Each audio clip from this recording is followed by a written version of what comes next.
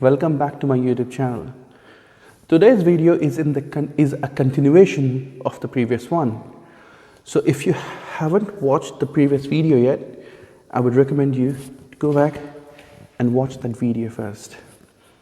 So in the previous video, I discussed about the reason why we go through, why do we feel depressed, why do we have anxiety, why do we have anger issues. In today's video, I'm going to elaborate a bit more.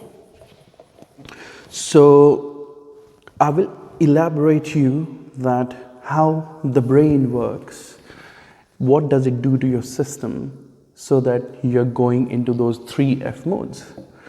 Now what happens is, we spoke about cavemen. When the cavemen see danger, his mind tells him to go into 3F mode, and he uses one of those modes to fight, flight or freeze. Now what happens in the background?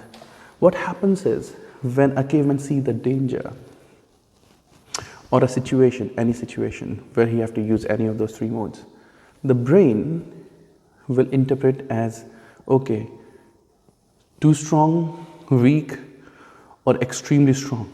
It will interpret it, and then what brain is going to do is it is going to cut the supply of oxygen, which is supposed to go to your brain to work and think natural or normal.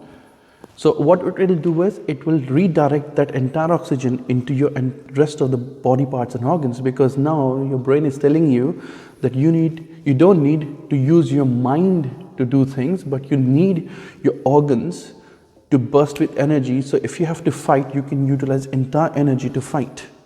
If you have to flight, then you can use entire energy to flight. Or if you are going to freeze, it will just freeze the entire body. So for brain, now brain doesn't have a blood supply, which goes to, so blood is, so in our body, when we inhale oxygen, so what it does is it goes into our bloodstream. The bloodstream will carry the oxygen to the rest of the body. So a brain completely works on oxygen. Oxygen is the only food. You cannot take any sort of special supplement or anything for your brain on everyday basis. It just works on pure oxygen. So if you keep your brain hydrated with oxygen, your brain will function normal. Now in situations where you have to use one of those 3F modes, the brain doesn't get enough oxygen, because every part of your body organs, they are utilizing oxygen at such a high rate. Your heart is pumping blood at such a high rate that the amount of oxygen you are inhaling is not enough for your brain, right? So for example, when you feel angry, try to monitor your breathing. You will see that you're not breathing enough. Your breathing is short. If your breathing is short and your body is already pumping that much of oxygen, rest of your body part, your brain is not going to function. That's why people who take decisions when the heart rate is very high, the type of decision they make, it is very highly unlikely that they would make a wise decision, right? So first thing, that we are not even breathing properly. How many of you who are watching this video right now monitor that how many times you breathe? How many times have you ever felt like your stomach is moving every time you breathe in or breathe out? Are you conscious about breathing? Do you know when you breathe in and when you release the breath out of your mouth? We don't. If you see a newborn child, when they breathe, their stomach goes up and down. When they breathe in, breathe out, the stomach goes up and down. But when an adult breathes, the stomach doesn't even move. We just breathe up till here. We don't even breathe below that. And that is the reason why your brain is not getting sufficient oxygen in the first place, right? So if your brain is not getting sufficient oxygen, so every time you'll face a situation, your body will go into those 3F modes. Any situation, you're having a conversation, something is they use a trigger in it, and then you'll be going, okay, I need to fight. Your brain has no idea. Brain will say, okay, fight. There you go. Utilize the rest of the oxygen. So in that situation, what do we need to do? So if you are in a situation where your heartbeat is raised, your mind is like, okay, fight, all you need to do is breathe. When you breathe, you are sending a signal to your brain that, hold on, this is not danger, I don't need to fight.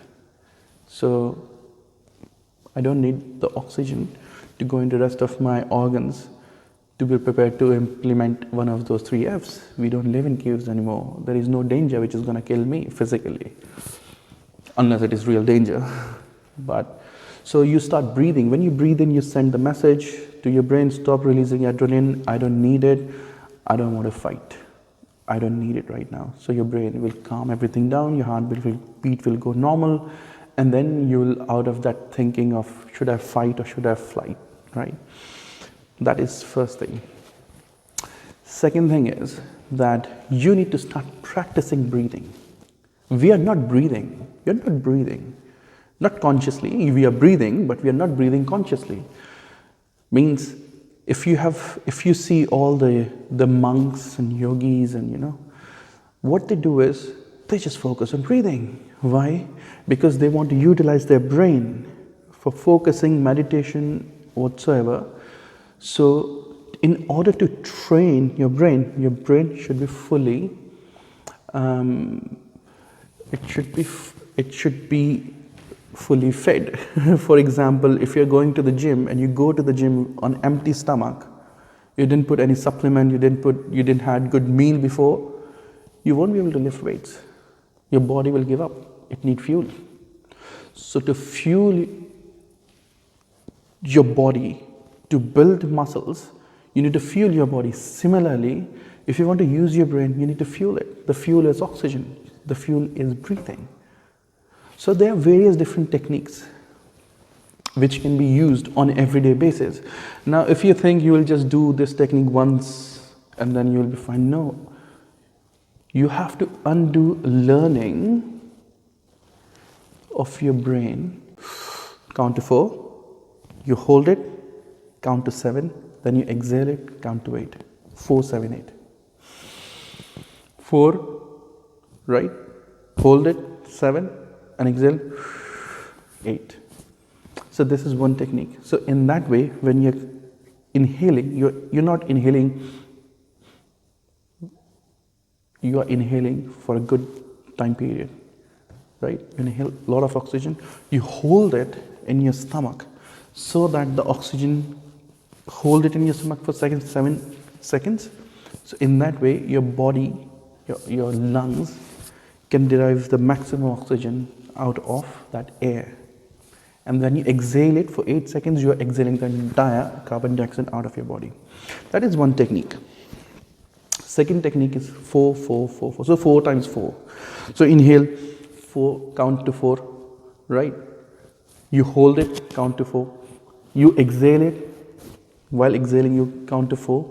And do not breathe anything. Leave the stomach empty and count to 4. So you do hold, exhale, and then just keep your stomach empty and then repeat the whole process.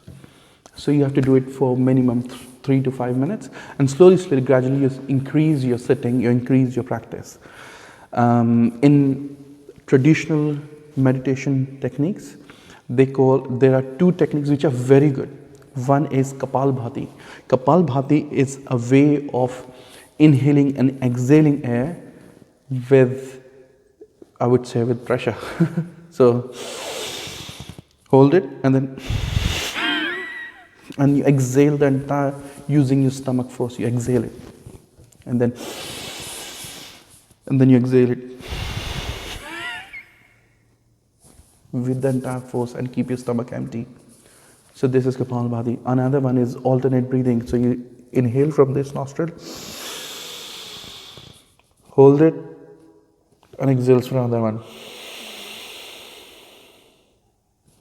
Then you inhale for the other one. Hold it and exhale from this one. Just make sure that when you're practicing any of these techniques, you are in a very peaceful environment. You can even play music, very calm music behind you. So when you do that, you will see the effects of it. And slowly, slowly, you will see there will be a big change where your behavior, it will affect your behavior, the way you behave in certain situations. You'll start feeling the effect. So please write in the comment how you like my video. If you want to say or add anything about it, please like my video, please share it. Please, if you haven't subscribed my channel, please subscribe it.